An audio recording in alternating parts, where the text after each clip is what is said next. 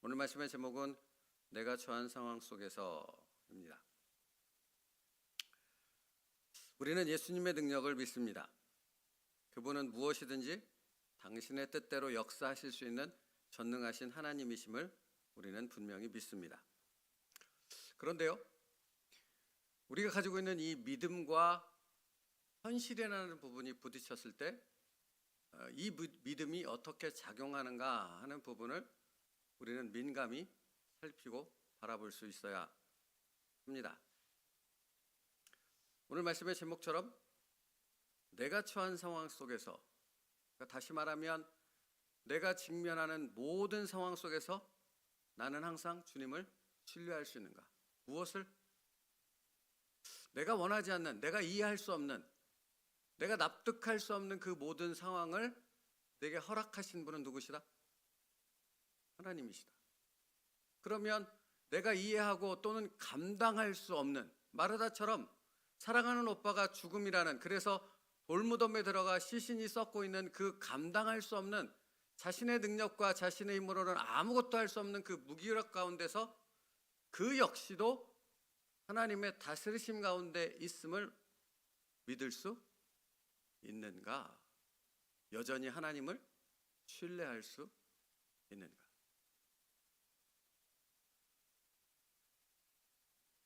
주님께서 마르다에게 이것을 내가 믿느냐라는 질문은 다시 말하면 그것을 묻고 있는 것입니다. 지금 너의 사랑하는 오라비는 죽었다. 무덤에 있는 그의 시신은 썩어서 냄새가 나고 있다. 그러나 그럼에도 불구하고 이 모든 상황 속에서 너는 나를 신뢰하느냐? 조금만 일찍 왔더라면, 주님이 여기 계셨더라면 내 오라비가 죽지 아니하였사옵나이다. 이게 마르다의 생각이었거든요. 거기에는 이런 의미도 들어있지 않겠습니까? 주님, 좀 더 빨리 오시지요. 죽기 전에 오시지요. 무덤 속에 들어가 시신이 되기 전에 오셨어야지요. 사랑하는, 당신이 사랑하는 내 오라비 나사로인데.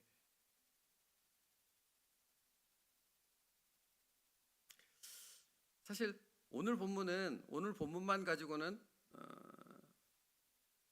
다 설명하기가 어렵습니다. 앞에 나사로의 죽음 앞에 슬퍼하는 마르다와 주님께서 나눈 대화의 내용이 기록되어 있는데 그거 잠깐만 보면서 계속해서 말씀을 이어나갈게요. 21절, 23절이요.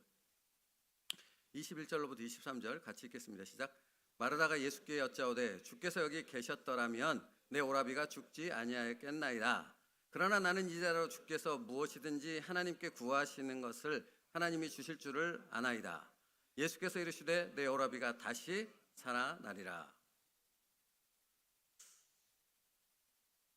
여러분, 예수님께서 여기 계셨더라면, 일찍 오셨더라면, 이런 말씀을 예수님께 드리는 마르다를 향해 내 오라비가 다시 살아나리라 하고 선포하십니다.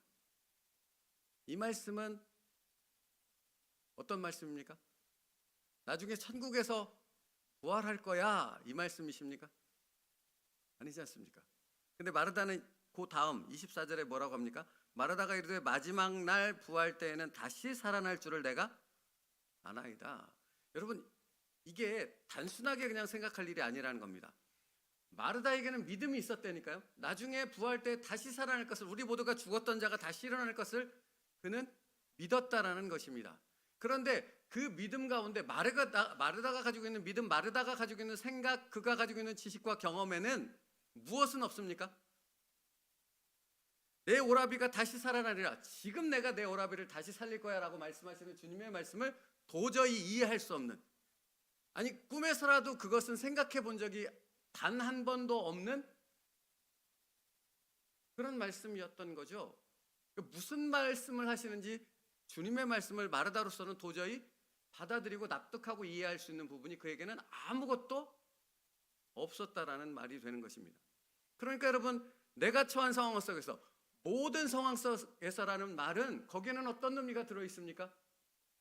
여러분이 만나는, 여러분이 직면하는 그 모든 삶의 상황들은 다 이해하고 납득이 되고 내 상식과 경험으로 받아들일 수 있는 일만 있는 것이 아니라고요. 어떤 상황에서 내가 믿음으로 하나님 앞에 담대히 순종하는 말씀 안에서 살아가는 그런 신앙의 삶을 살아가고 있음에도 불구하고 내가 이해할 수 없는 상황들이 내 삶에 나타날 수 있다라는 것입니다.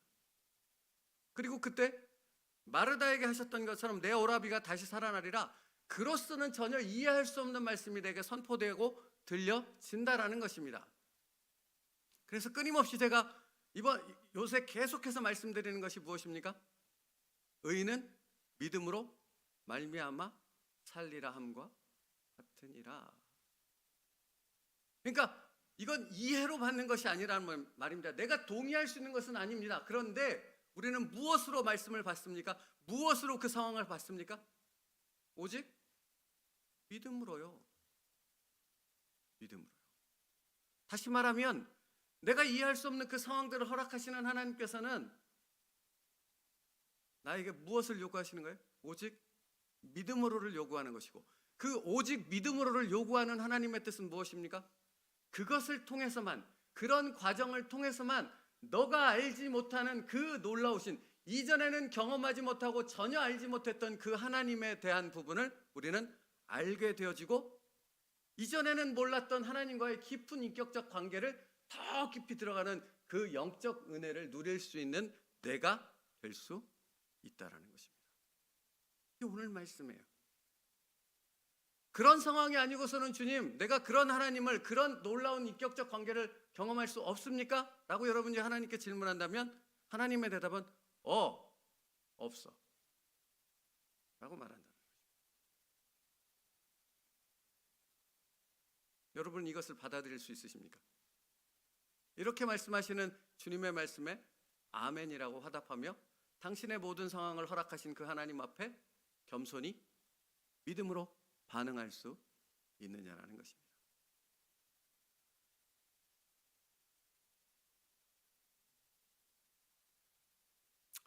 다니엘의 세 친구의 믿음이 생각났습니다.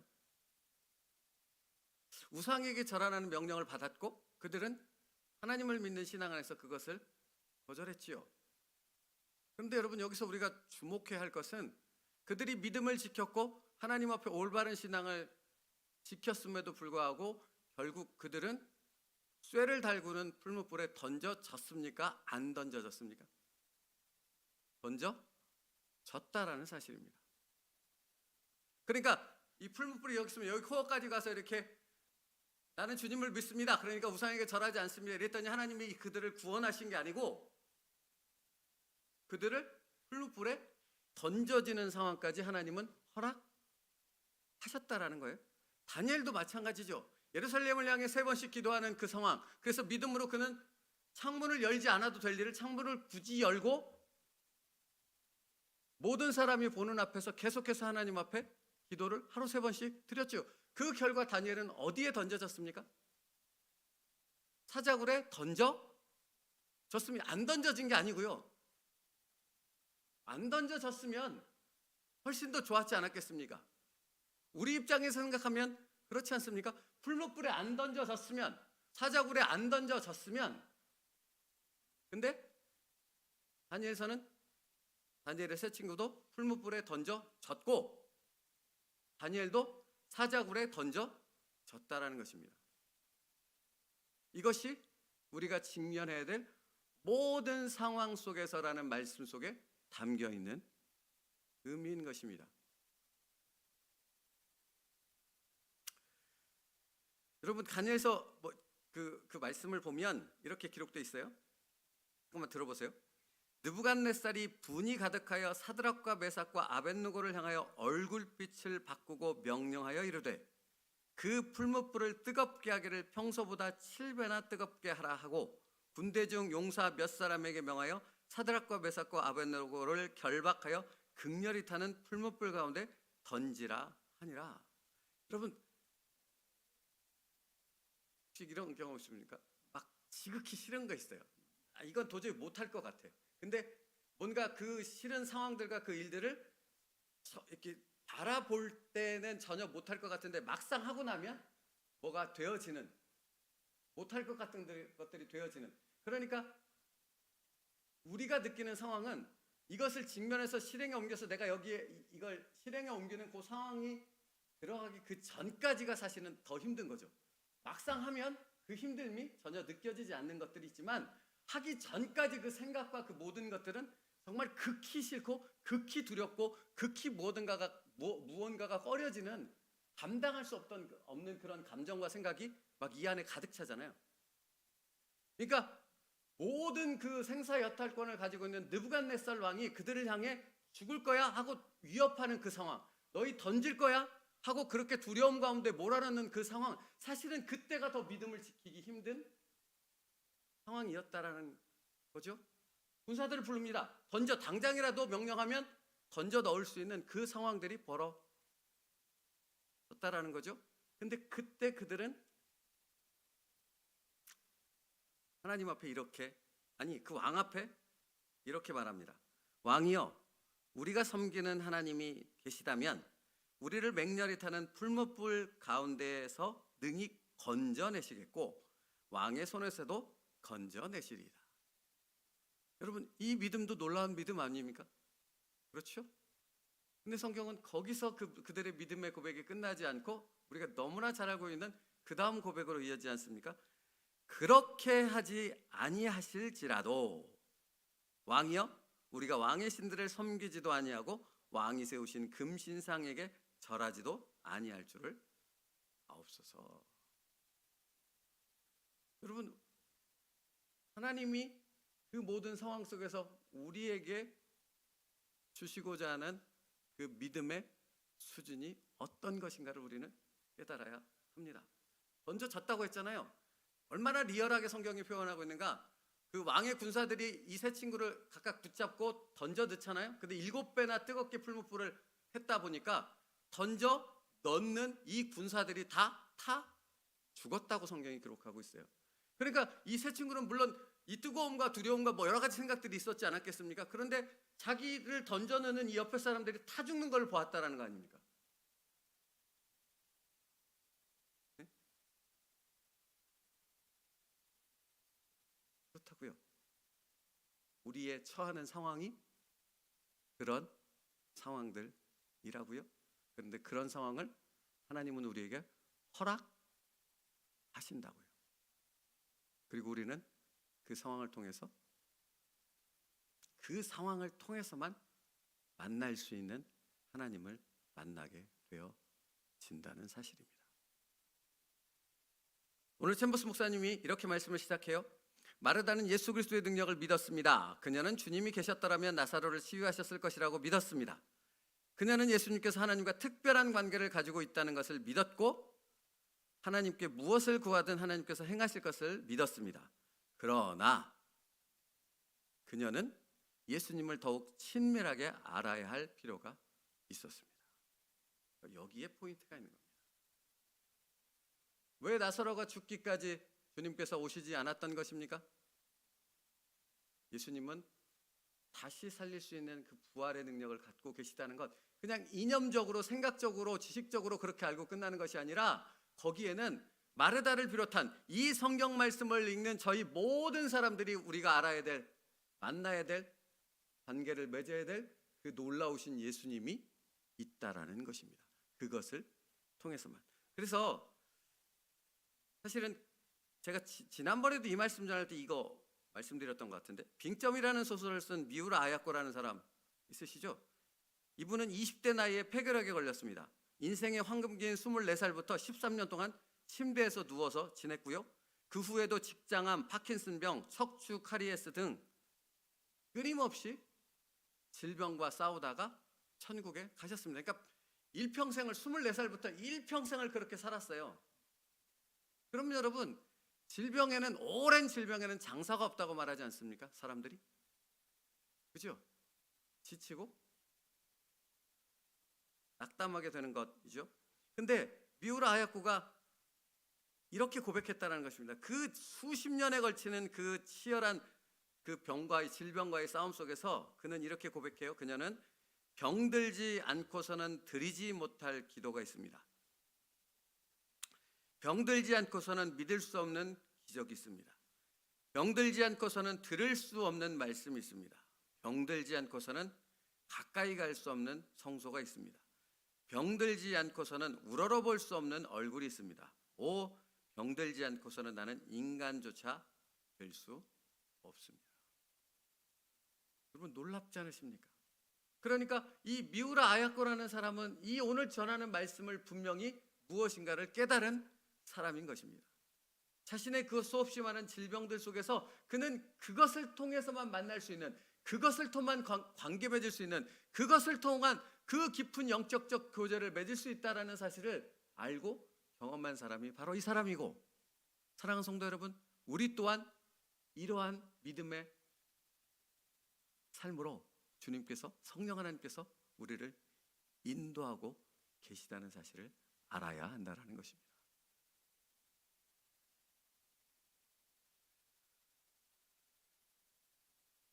그래서 바로 이러한 것을 알려주고자 주님께서는 마르다를 향해 이것을 내가 믿느냐 라고 물었던 것입니다. 여러분, 최모스 목사님 오늘 말씀 속에서 이렇게 우리에게 질문해요. 당신을 의심케 하는 시련들은 무엇입니까?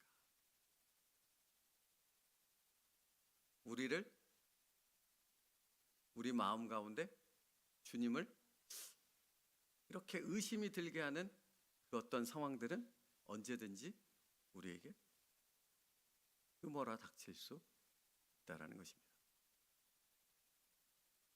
이번 주 계속 말씀드리는 건데, 그러면 그런 상황이 휘몰아 닥쳤을 때 우리의 마음은, 우리의 생각은, 우리의 입술은 오직 어디에만 고정되어 있어야 합니까? 주님께만. 그리고 그것을 해결할 수 있는 방법은 오직 믿음으로, 설명으로가 아니고요, 오직 믿음으로 입니다. 다시 말하면 주님은 설명과 이해와 모든 것을 하시기에 앞서 우리에게 오직 믿음으로를 요구하신다라는 것입니다. 그리고 나서 그 다음에 이해가 뒤따른다라고 말씀을 드렸습니다.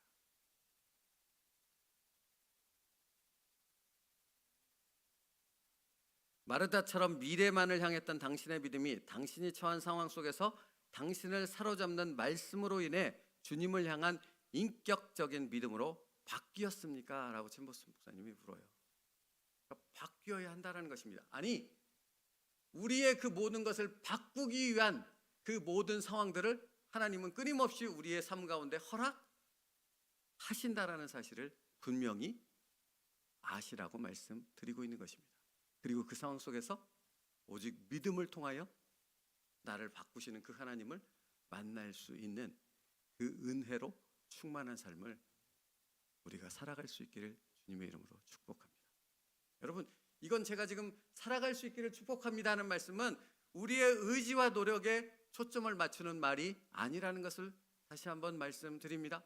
무엇에 초점이 있습니까? 오직 주님만을 바라보는 믿음에 초점이 있는 것입니다. 그냥 주님을 바라보면 그 다음은 주님이 우리 안에서 우리를 통하여 우리를 붙잡고 행하실 줄 믿습니다. 그게 주님의 방법입니다.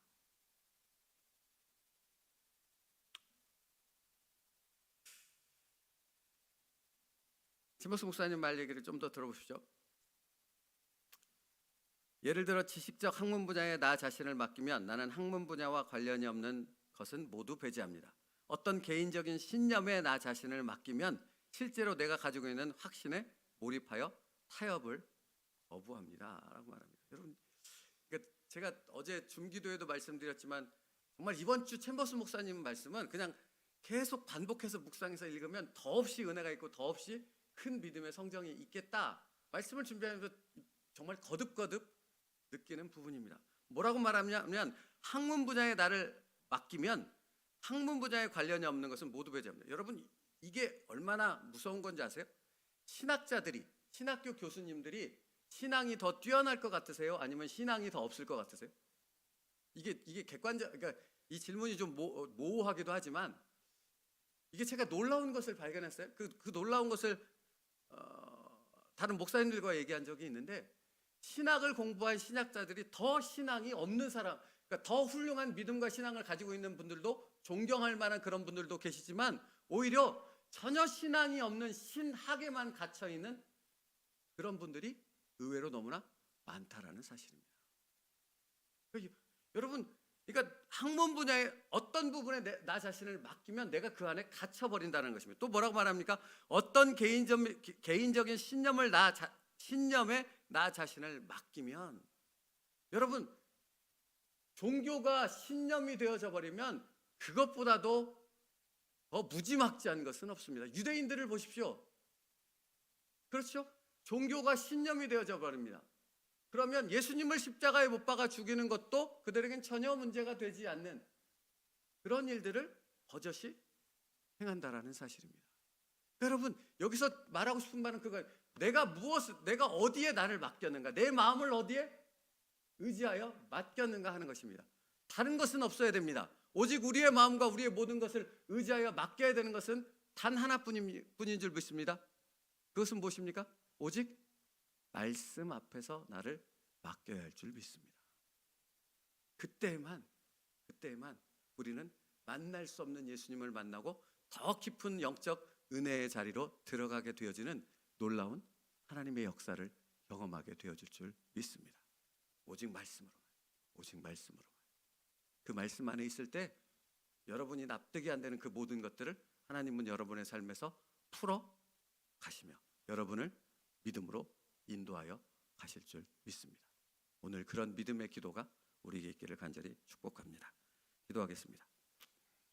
주님께서는 우리에게 오늘도 믿음을 말씀하십니다. 모든 상황 속에서 내 능력과 내 의지와 내 이해로는 도저히 감당할 수 없는 그런 모든 상황 속에서도 그것을 허락하신 하나님을 신뢰하며 그 하나님 앞에 온전히 내어 맡길 때, 믿음으로 나아갈 때 하나님은 나를 그 모든 것을 허락하신 하나님과 깊은 영적 관계를 맺어가는 그 은혜의 자리로 이끌어 가실 줄 믿습니다. 그러므로 오직 믿음으로만, 말씀 안에서 반응하는 믿음 안에 선 하나님의 백성들 되게 하여 주시옵소서. 예수님의 이름으로 기도 올리옵나이다. 아멘. 우리 찬양합니다. 546장 찬양하고 기도하겠습니다. 오늘은 같이 중보기도 해주길 원하는 것은 이번 주 목금 또 저희가 거제도 미자립교회, 어려움에 처한 교회를 방문합니다. 이유는 하나님께서 우리에게 주신 믿음 안에서 그 교회를 돕고 섬기기 위한 것입니다. 무엇을 어떻게 얼마나 도와야 될지는 가서 하나님의 인도하심 속에서 저희가 바라보아야 할 것 같습니다. 중보에서 기도해 주시고 하나님의 선한 사역에 성경에 나온 말씀처럼 힘에 지나도록 그 사역을 감당할 수 있는 저희 교회가 될 수 있도록 해달라고 중보하여 기도해 주시길 원합니다.